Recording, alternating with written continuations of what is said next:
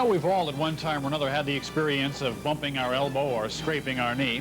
For most of us, it's, well, less than a noteworthy occasion. We just go on. But for someone with the blood disease hemophilia, even the smallest cuts and bruises can be very dangerous. Their blood just simply isn't able to help the body heal. As a result, they just go on bleeding until they're treated.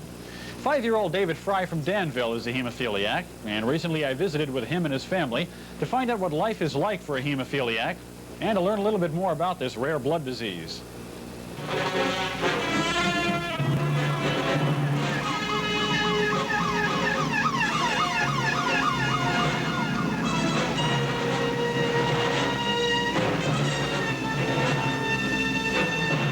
Blood is life. It is what feeds the cells of our bodies and keeps them clean and healthy. It is urgently needed by all of us. Scenes such as this one, with blood being rushed to a patient in need, are common at hospitals all over the world. And as anyone who works at a hospital will tell you, there's almost never enough.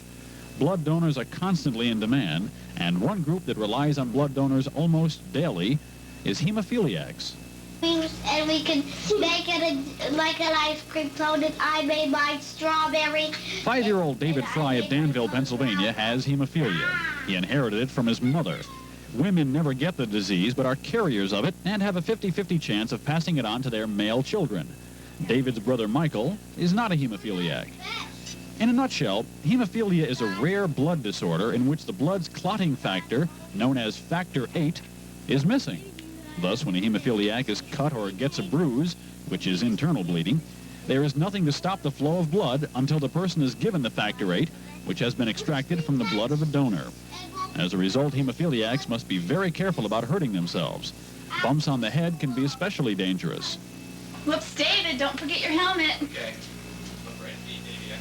In addition to the helmet, David's mom explains that when he first began to crawl, she made him special knee pads, which she carefully placed in each of his pair of pants to keep him from bruising his knees. The furniture also presented a problem.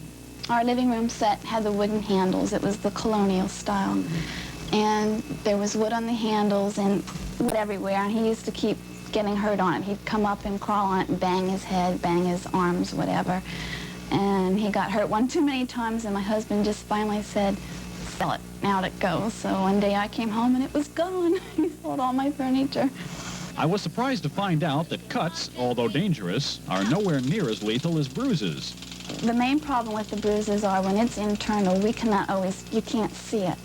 And a lot of times, before it becomes swollen where you can see it, this bleeding that keeps occurring there could someday cripple him. David sometimes needs treatment just because I hold his hand tightly when we're crossing the street.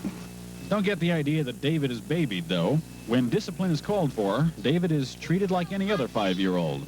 But if it's really something he's done that is really bad, and I feel that's the only way to handle it, I'll give him one sound, a little whack. And that doesn't Where hurt. he's well padded, not so far. Go back to the beginning. Getting spankings is just one of the ways in which David leads an otherwise normal life. In fact, the helmet notwithstanding, there's surprisingly little difference in lifestyle between David and his classmates. It's just that he has to be a little more careful.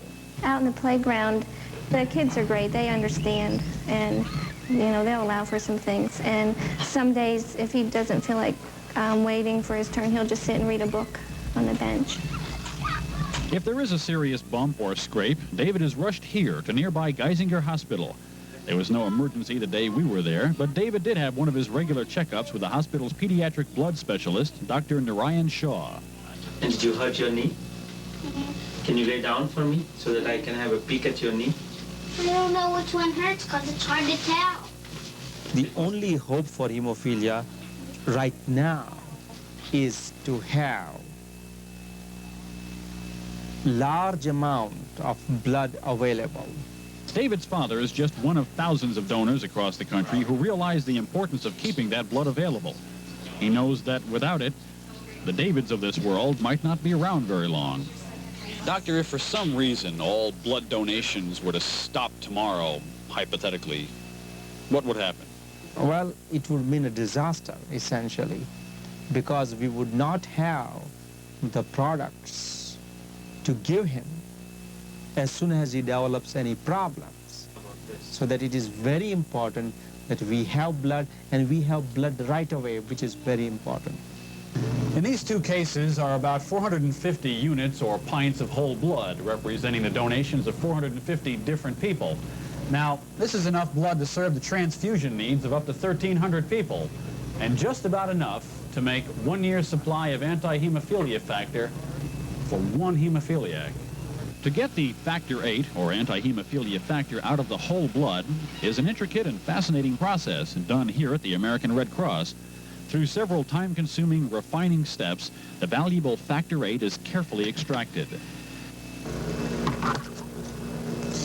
This is the final product, the anti-hemophilia factor, or cryoprecipitate as they call it.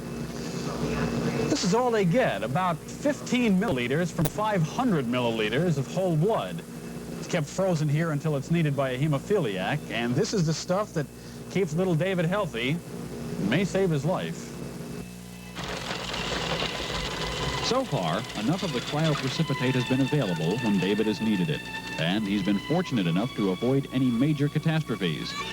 His family knows it's going to be an uphill struggle, but one they're certain is worth fighting.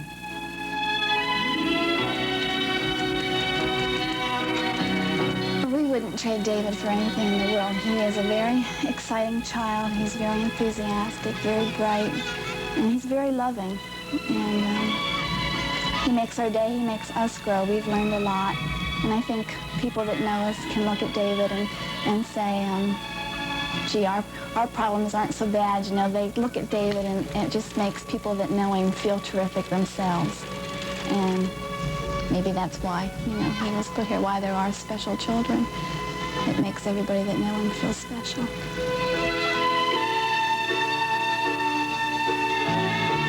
By the way, to those who work with it and use it frequently, cryoprecipitate is simply called cryo.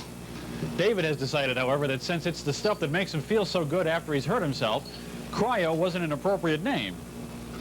He calls it Happy-O. In just a moment, Lynn will be here with a look at tonight's PM Magazine department, so stay with us.